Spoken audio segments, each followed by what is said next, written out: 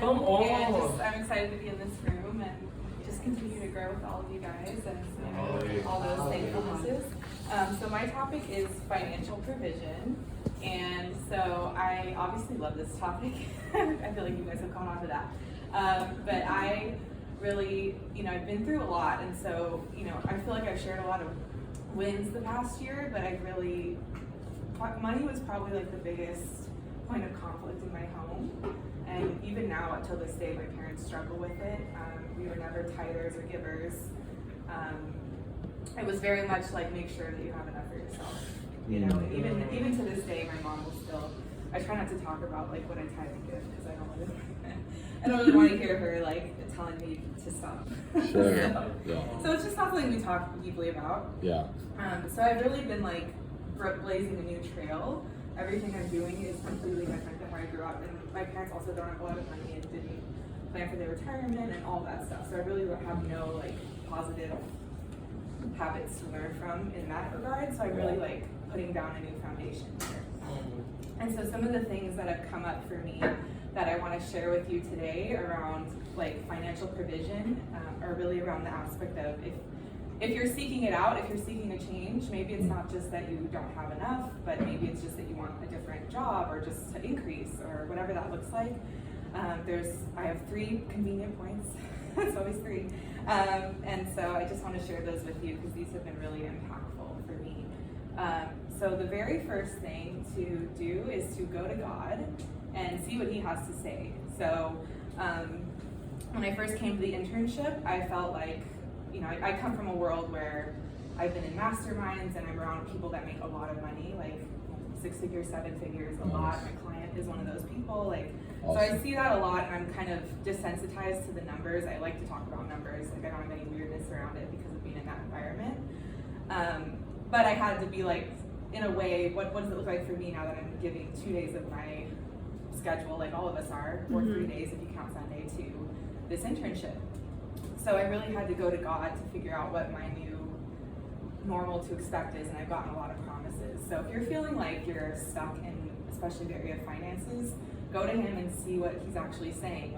What He's telling one person might not be what He's going to tell you. Come on. So He told me that He's going to bring me the clients I need, and He told me, these are all separate instances, but He also told me that I would be debt-free before I get married. Yeah.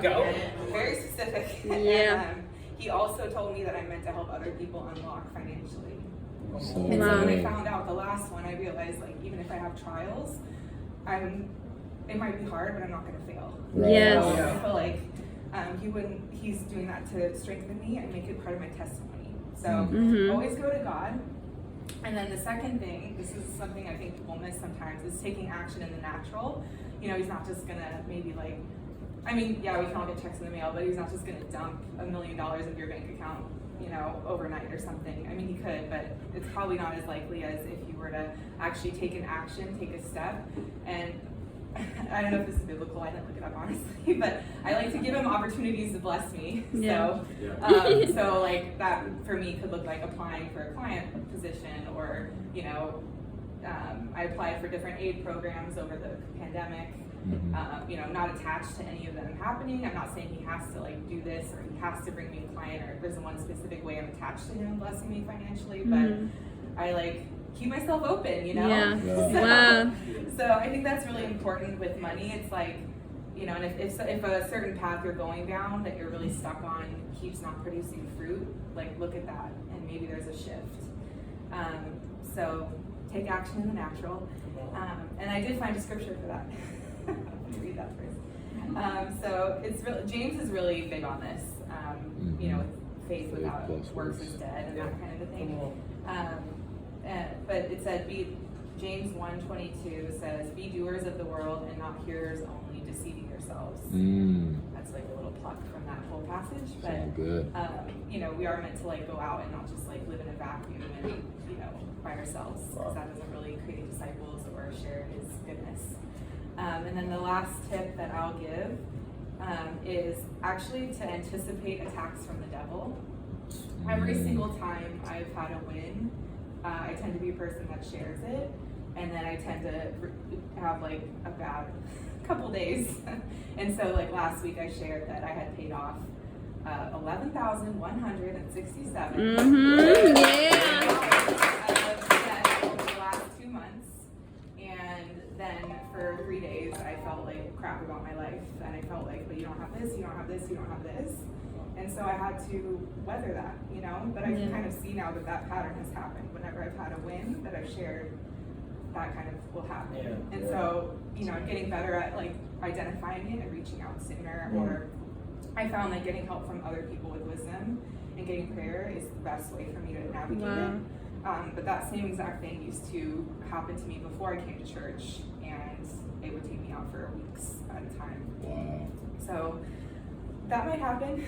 Be prepared, be vigilant of that, and just reach out to people that, you know, can, usually another Christian person that can give you good advice and sound wisdom. So I would like to close out in prayer. God, thank you so much for each and every one of us, interns that have dedicated a year and a half, wherever we're at in the journey to you and building your house.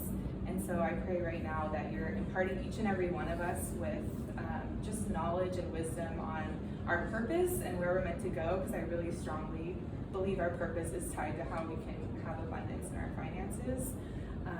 And if there's any paths that we're going down that are not right, that they're cut off, but not abruptly, it can be gentle too. So I just pray that you're guiding us really with your gentle hand, and that we're actually listening, and that any blocks over our eyes and ears are removed so that we can see and hear your guidance as we just navigate people situations. So thank you, and I pray for overflow of finances for each and every one of us. And anytime we felt like we have lost during this program, or, you know, been put behind in certain areas, that it's going to be redeemed and accelerated, and it'll just have no reason that we can explain it other than the fact that it's you. So thank you for having your hand in our finances. Amen. Amen.